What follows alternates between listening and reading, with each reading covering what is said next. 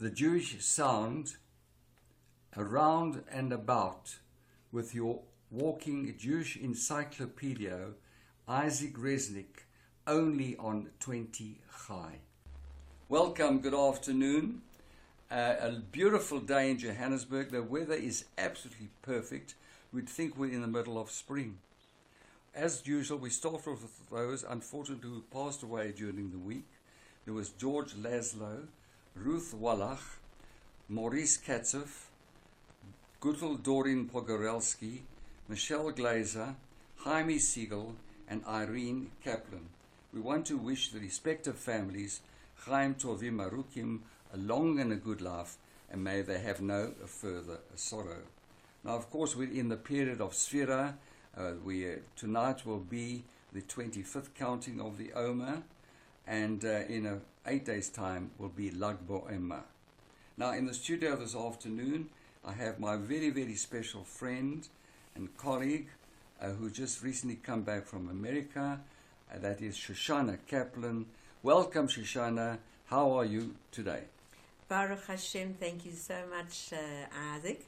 I am absolutely thrilled to be here with you and to relate my wonderful experiences. I've just come back from the United States, where my husband and I became grandparents again. And I'm delighted to be with you and to tell your listeners all about it. Yeah, well, Mazel Tov, L'chupa Masim Toivim. Amen, thank you. Only hear and have nachas. Now, Amen. Friendship with the Kaplan family goes back many, many, many years.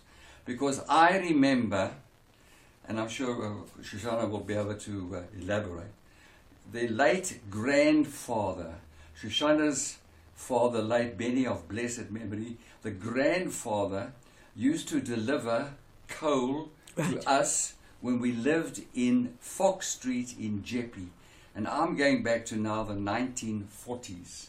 And he used to drive on a horse and cart. Well, wait a minute, did he have his legs then? No, his leg was already amputated. Right. He had his leg amputated. But your late father used to sit next to him and go around and deliver all the coal to all the Jewish families. You know, not only Jewish, because in those days we did not have electric stoves. We all had coal stoves. And I must tell you something, I'm just going back a little bit of history. A coal stove, you cannot compare the heat that comes from it when you have a bath. We had those metal geysers, right. And you got the hot water from the geyser. And you know, my late mother, and I'm sure your late mother also very well, Nina, used to bake in a coal stove. And there's nothing like having food coming out of a coal stove. The bulklach and the beautiful kitkas that were baked in a coal stove. Is it similar to a pizza oven? Is it similar to a pizza oven? Similar to a pizza oven. Okay. But it's so beautiful. For example, if you want to have, for example, a beautiful hot cup of tea. We used to have what you call Russian tea. Now, Russian tea was water with lemon tea, and you used to put a little bit of sugar in your mouth. The cube sugar. The cube sugar came from Tate and Lyle in London, or you used to put a little bit of jam on your tongue. Carlson, remember? Yes. But you know why it was so beautiful? It was made in a samovar. And when you had water boiling in a samovar, you can't compare it to an electric kettle boiling the water. What's the difference? It's got a different heat, it's a different type of temperature. It just changes the whole thing. Really? So that's where I remember, that's how far my friendship goes with the Kaplan family. Do you know how my grandfather lost his legs? I mean, do you know why? No, just tell us. My grandfather, for Sholem, was in the Russian army in the First World War. And he was in the cavalry. So riding the horses must have given him an infection, which developed and they couldn't help him. And when my father arrived in Johannesburg from Lechovich, he didn't know his father had one leg amputated. And so he saw his father on a crutch with one leg. And then he went to Jewish government school because he couldn't speak the language. It was like Greener completely. And then after 3 months, my grandfather came to my father, for Sholem, and said, here's my book. You're going to have to come into the business full time. and I'm having the other leg amputated. But still, he carried on. And we used to go what in those days called Bioscope. We call it movies today, the cinema. And on the screen, you would have the advert for Kaplan's coal. I'm sure you remember. And there was another very famous coal company called MacPhail's. I don't know if anybody remembers that. But something don't fail with MacPhail. Don't fail with MacPhail. And you used to have your grandfather coming around, all of Dormfontein, the whole of Jeppe, Fairview, Belgravia, delivering all of the coal. So, I mean, that's how far we go. And, of course, then your late mother of blessed memory also came from Europe, and, of course, she studied in Ponevers. In Javne Gymnasia, yeah, under Rav Kahaneman. Well, Rav Yosef Kahaneman. Right. Zeichet Tzadik Livracha. So there's a very rich history there. So that's why I wanted to introduce and bring Shoshana in today. So, Shoshana, now just tell us about your trip to United States. Okay. I was supposed to go to the United States in February because our baby was expected in March. But in January, while I was organizing my Pesach tour to the Beacon Owl, I was pretty busy. I got a phone call from my daughter in Yehudit in Dallas, Texas. Please, Mom, I need you now. I can't wait for you to come in February. So I left on the 17th of January to go to Dallas. I went through London because I have a daughter in London as well, but I couldn't stay there. Ramona, that's right. I saw her for a couple of hours, came in early in the morning before the children went to school, saw them for a couple of hours, and then went off to Dallas, Texas, where I couldn't even be met by my daughter. She usually comes to fetch me, but she wasn't able to. So thereafter, it must have been a good 20, I don't know how many hours since I left home. I had to take myself to their home, and there I was helping her before she had the baby. Right. Okay. So give us a background of your son-in-law and your daughter-in-law when they went to Dallas, and you were mentioning about the great-grandparents or the grandparents. Right. Yeah. I'll just give you a background in that our daughter Yehudit was learning at seminary in Eretz Yisrael, in Yerushalayim. And our oldest daughter, married to Rabbi Adam Safer, who now live here in South Africa, were living there as well. And Yehudit said after she had been to Sem, she said she's ready for Shidduchim. So my son-in-law helped her to find her chosen. And there you had a girl from Johannesburg meeting a guy from Dallas, Texas. And they got married here. They got married in Yerushalayim. In Yerushalayim, at the Jerusalem Pearl overlooking the Kotel. And they stayed in Yerushalayim. Their first child was born in Yerushalayim. Then they came to South Africa. What is your son-in-law's name? His name is Yisroel Wider. Wider. Yeah. So now give us there's a famous Wider family, a famous Rabbi Wider. Vida, I think. Vida, yes. I wonder if they're related. So just give us a background now about you said about his family, right. Yeah. Now, Yisroel was born in Dallas, Texas, where his parents are, because his grandfather, Shmaya Yaakov Meir, landed up after the Second World War. His grandfather, we called him Max. Well, he was called Max in the secular world. He was Chazan. And he was still in Hungary when the Germans, Yamach Shomo, came in, Hitler Yamach Shomo, and he was taken to Auschwitz. He was very fortunate in that he was a cook in Auschwitz, so he didn't go hungry, and he was able to help many other Yidden who wouldn't eat the meat and the soup and that. So he'd give them fruit and vegetables, whatever he could, to help them. They say he saved over 50 people. There are variants, but I know 50 is the least amount of people that he saved. There's a lovely story that he used to tell us, and that was he was at a shul in New York one day, and suddenly he heard a big rush and sound and screaming, and a man from across the way in the shul came running towards him and said, Max, Wider.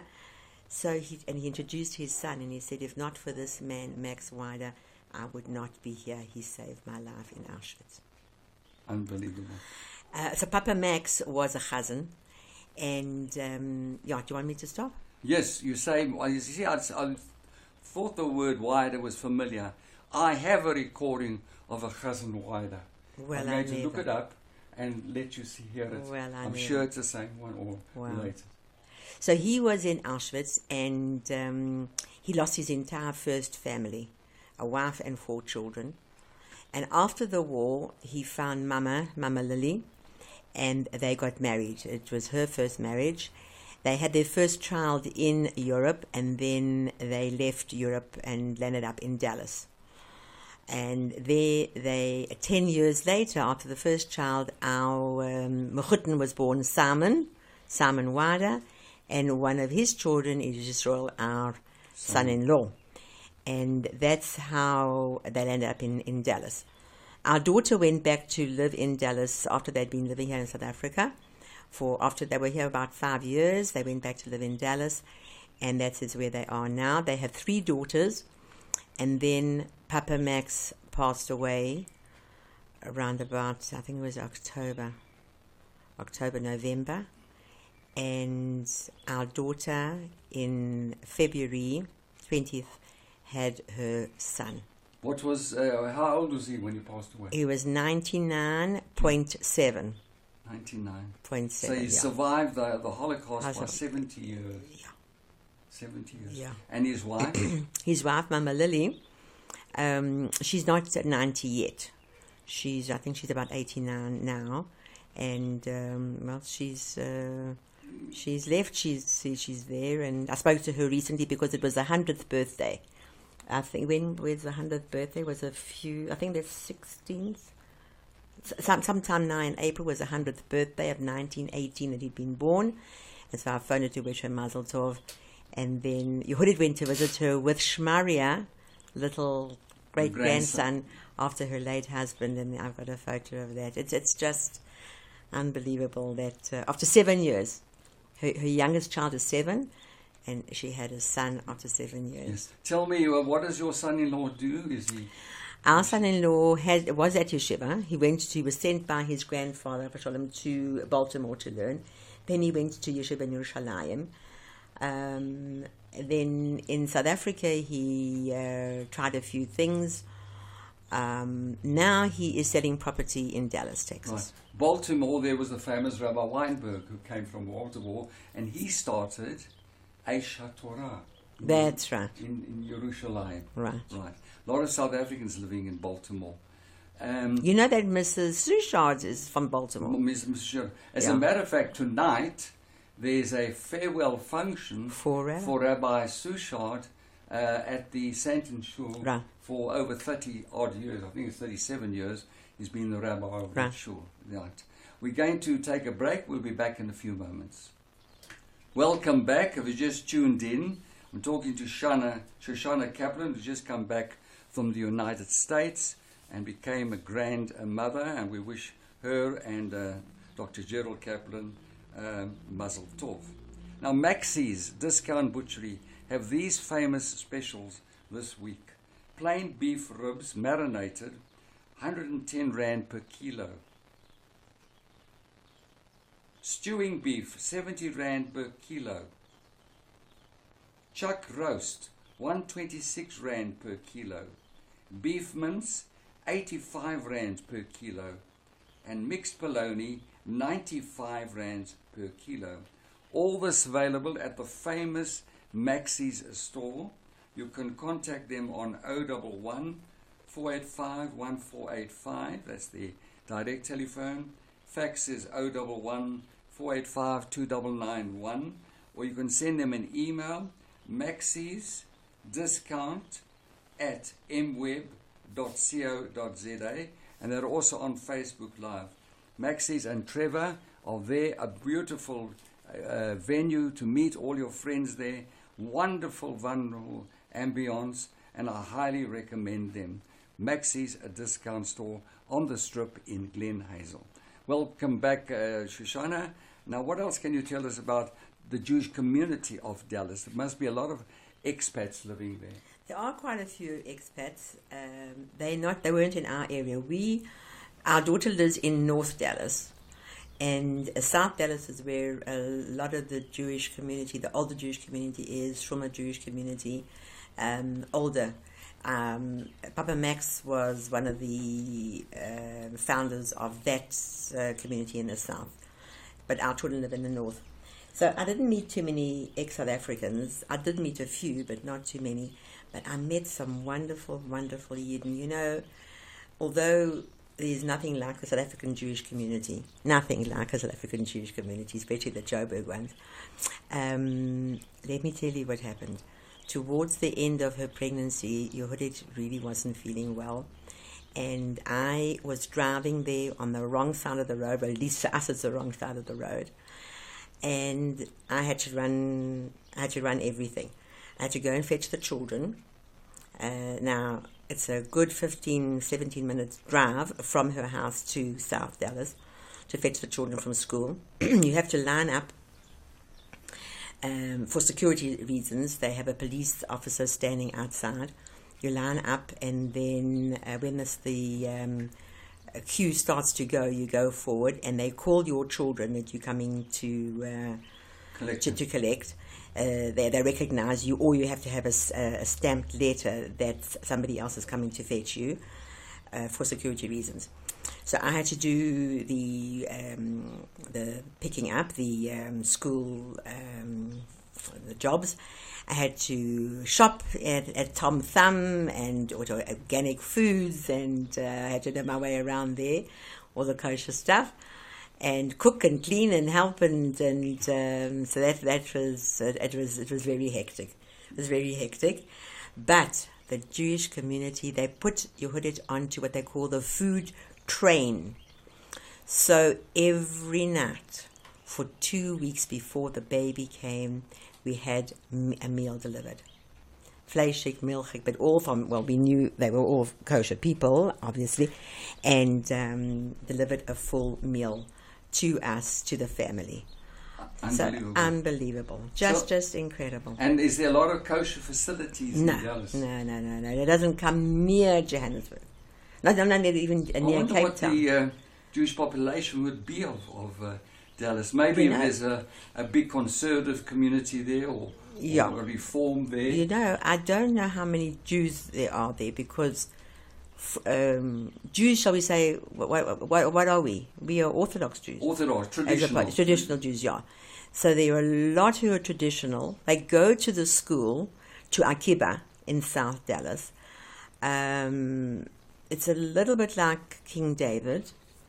Very, very Zionistic. Oh, my granddaughter had a Siddur party. And they had another party, a Siddur play. The entire thing was in Hebrew. She's 7. And she's 7. She's 7.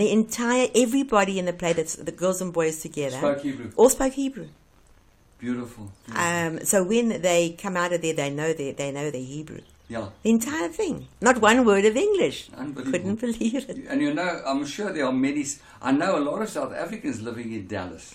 But you see, and they've contributed immensely to the community. Wherever the South Africans go, you will find the contribution. The contribution. For sure. You'll find that influence.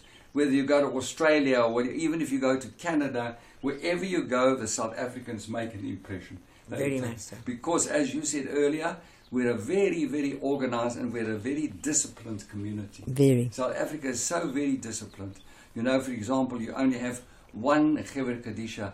Lahavdil, if you go to America, you can have about 20 different places for burial, and it's strictly Orthodox or whatever it is, but it's run privately, commercially. Here, it's all under the community. I know Rabbi Bernard Zatzal told us that his mother-in-law was buried there, and they're not allowed to have tombstones because the tractors come over the areas to be able to dig out from, the graves. Right. So I know it's such a totally. It's a big culture shock. Yeah, and even here, like for example, but then you say they do have Jewish day schools there. Yes. And but you don't have, for example, a Selwyn Siegel hostel. No. You don't. In Los Angeles, you do. It's called New Horizons. I've been there. It's absolutely superb. I'm sure many of you remember the late Jack Shapiro. Yes. From Selwyn Siegel, and he actually went to Los Angeles. He was to help them to build up to build it up and really establish it based on the structure here in Johannesburg.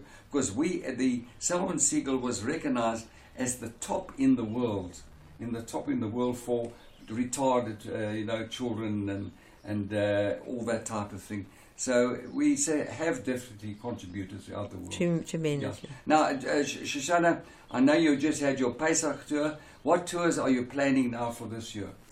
Okay, so when I was in Dallas, there's an ex-South African lady who comes back here almost every year, and she wanted to introduce some of her friends to South Africa.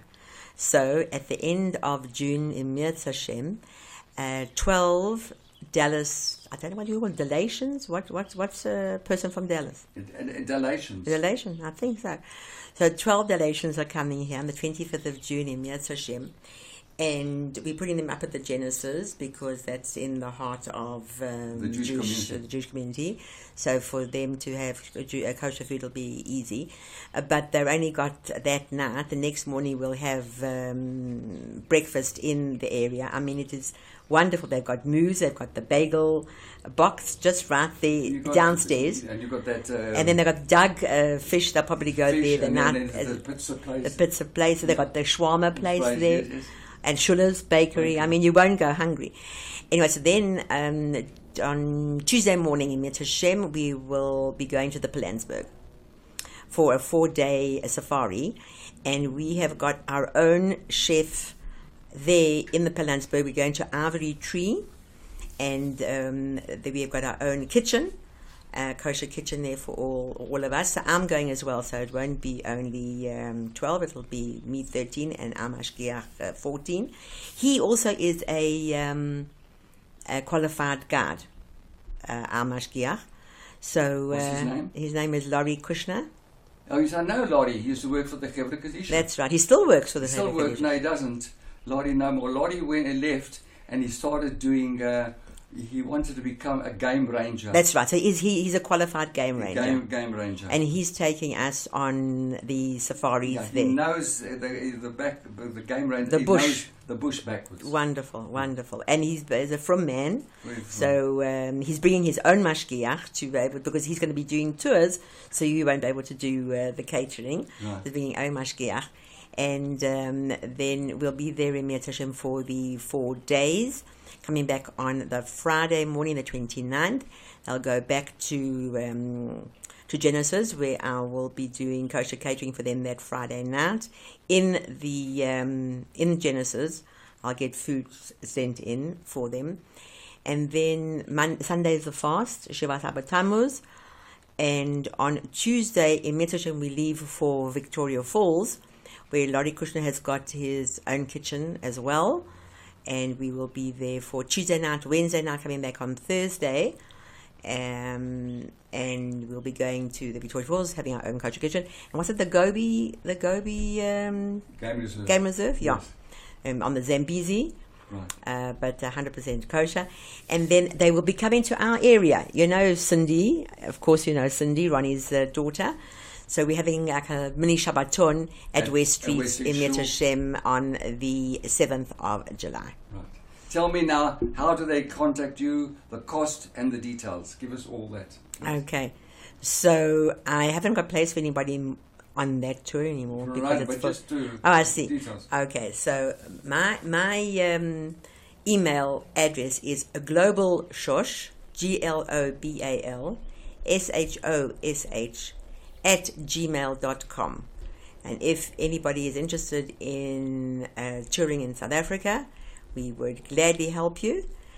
You can come from anywhere in the world. You can come from local. You can come from overseas, and we will. And I do what I call a personal. I'm going to be meeting them at the airport and going to go with them on tour. Right. What's the cost of the tour? The cost of the tour is $995.